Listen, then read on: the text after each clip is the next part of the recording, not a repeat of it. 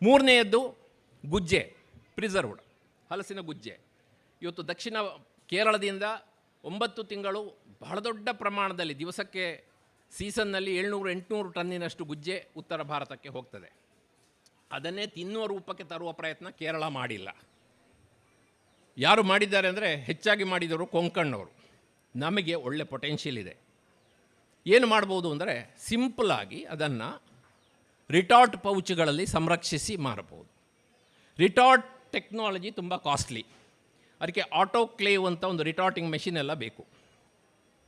ಅದರ ಬಗ್ಗೆ ಪಾಠ ಹೇಳುವವರು ಗುರುಗಳಿಗೂ ಸ್ವಲ್ಪ ಚೆನ್ನಾಗಿ ದಪ್ಪ ದಪ್ಪ ನೋಟು ಕೊಡಬೇಕಾಗ್ತದೆ.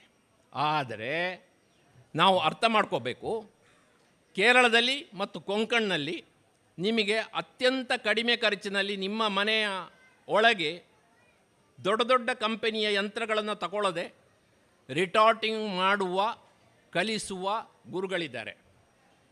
ಬರೀ 30,000 ರೂಪಾಯಿ ಒಂದು ಬ್ಯಾಂಡ್ ಸೀಲರ್ ಅಂತ ಆ ಮೆಷಿನ್ ತಗೊಂಡು ಇವತ್ತು ನಮ್ಮ ಕೊಂಕಣದ ಕೆಲವು ಸ್ನೇಹಿತರು ಮಾಡುವ ರಿಟಾರ್ಟ್ ಪೌಚ್ಗಳನ್ನು ನೀವು ನೋಡಿದರೆ, ಗುಜ್ಜೆ ಮಾತ್ರ ಅಲ್ಲ, ಅವರು ಕೆಸುವಿನ ಪತ್ರೊಡೆ ಮಾಡ್ತಾರೆ, ಬಾಳೆಮೂತಿಯ ಪಲ್ಯಕ್ಕೆ ತಯಾರು ಮಾಡ್ತಾರೆ. ಯಾವುದೇ ವಸ್ತುವನ್ನು ನೀವು ಬೇಯಿಸಿ ಕುಕ್ಕಿಂಗಿನ ಮುಖಾಂತರ ತಯಾರು ಮಾಡುವುದನ್ನು ರಿಟಾರ್ಟ್ ಪೌಚಿನಲ್ಲಿ ಸಂರಕ್ಷಕ ಇಲ್ಲದೆ ಸಂರಕ್ಷಿಸಲಿಕ್ಕೆ ಆಗ್ತದೆ. ಕನಿಷ್ಠ 6 ತಿಂಗಳು. ಓಪನ್ ಮಾಡಿದರೆ ಫ್ರಿಜ್ಜಲ್ಲಿ ಇಡಬೇಕು.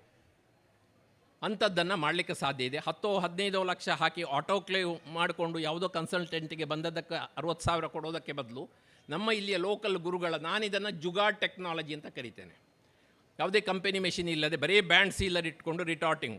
ನಾನು ತುಂಬ ಮಂದಿಗೆ ಹೇಳಿದೆ, ಆದರೆ ಕೆಲವೊಂದು ಸರ್ತಿ ಗುರುಗಳಿದ್ದರೂ ಶಿಷ್ಯರು ಸಿಕ್ಕೋದಿಲ್ಲ. ಮೊನ್ನೆ ಒಬ್ಬರು ಸಿಕ್ಕರು ಒರಿಸ್ಸಾದಿಂದ.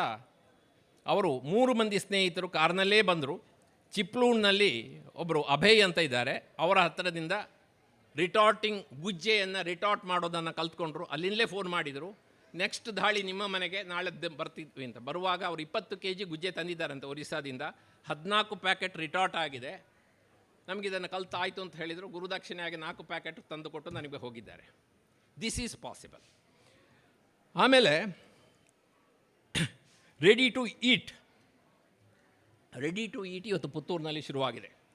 ಇದರ ಹಿಂದೆ ಇರುವವರನ್ನೆಲ್ಲ ನಮ್ಮ ಮರಿಕೆ ಸುಹಾಸರಿಂದ ಆರಂಭಿಸಿ ಮುರಳೀಧರ್ ಅವರು, ಆಮೇಲೆ ಸಂತೋಷ್, ಇವರನ್ನೆಲ್ಲ ನಾನು ಅಭಿನಂದಿಸ್ತೇನೆ.